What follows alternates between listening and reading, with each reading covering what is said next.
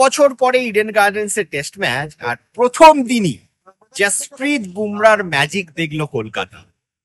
হ্যাঁ, জসপ্রীত বুমরা নিজের প্রথম টেস্ট ম্যাচ খেলছেন ইডেন গার্ডেন্সে, আর প্রথম দিনই তিনি একটা ম্যাজিক স্পেল, মানে আমি বলবো এই আজকের যে পারফরমেন্স জসপ্রীত বুমরার, এটা একটা কাইন্ড অফ প্রত্যাবর্তন। কেননা অস্ট্রেলিয়াতে বর্ডার গাভাস্কার ট্রফির পরে আমরা কিন্তু জসপ্রীত বুমরার এই লিথল রূপটা, এই ভয়ঙ্কর রূপটা বল হাতে আমরা কিন্তু মিস করছিলাম। হ্যাঁ, ইংল্যান্ডে তিনি ছিলেন, ইংল্যান্ড উইকেটও নিয়েছেন, কিন্তু তিনি ইংল্যান্ডে এতটা এফেক্টিভ তাকে মনে হয়নি যতটা আজকে আমরা এই উইকেটে দেখলাম।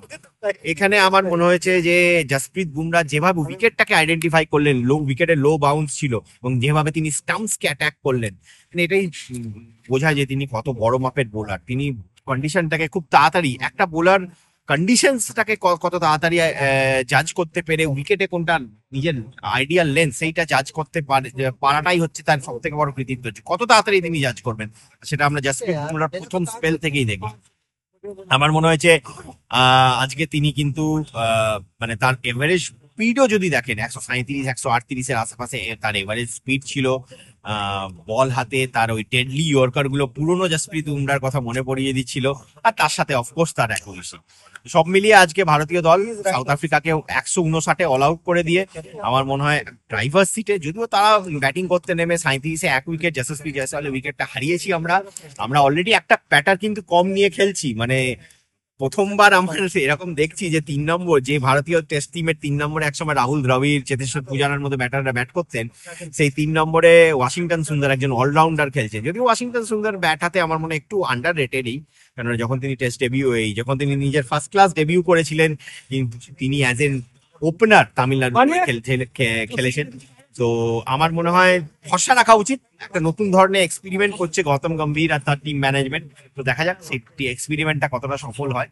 বাট ভারতীয় বোলারদের আজকে আমার কথা বলতেই হবে। আমার মনে হয় সাউথ আফ্রিকান ব্যাটারদেরও একটু তারা হয়তো ইমপেশেন্ট ছিল, একটু ধৈর্য হারিয়েছিল, কারণ তারা অনেক, তাদের যদি আপনি তাদের ব্যাটিং দেখেন, অনেক ব্যাটারই কিন্তু তাদের স্টার্ট পেয়েছে, কিন্তু তারা রান স্কোরিংটা এতটা ফ্লুয়েন্টলি করতে পারেনি যতটা হয়তো তারা এক্সপেক্ট করছিল। সেই ক্ষেত্রেই শর্ট সিলেকশনে তাদের কিন্তু সেই ধৈর্যের অভাবটা আমরা দেখতে পেয়েছি, স্পেশালি কুলদীপের এগেনস্টে যে শর্ট সিলেকশন গুলো আজকে আমরা দেখলাম।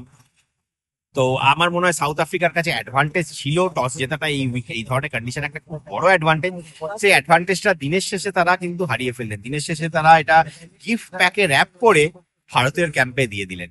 এবার ভারতের কাছে কালকে অপরচুনিটি, কালকের দিনে আমার মনে হয় উইকেটটা আরেকটু সেটেল হবে, বেস্ট ডে ফর ব্যাটিং হবে। কালকে চাইবে ভারত মোটামুটি 150 রানের লিড নিয়ে সাউথ আফ্রিকাকে মোটামুটি এই টেস্ট ম্যাচ থেকে বাইরে বার করে দিয়েছে।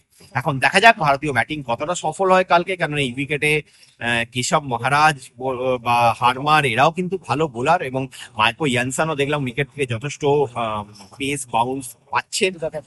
তো আমার মনে হয় যে কাজটা কঠিন হবে, বাট আমার মনে হয় ভারতীয় দল কালকে they will bat South Africa out of this test match.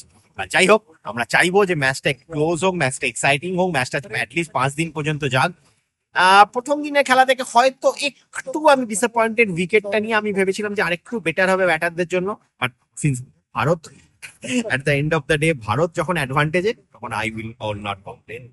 So এই হচ্ছে আমার পর্যালোচনা প্রথম দিনের খেলা শেষের পর।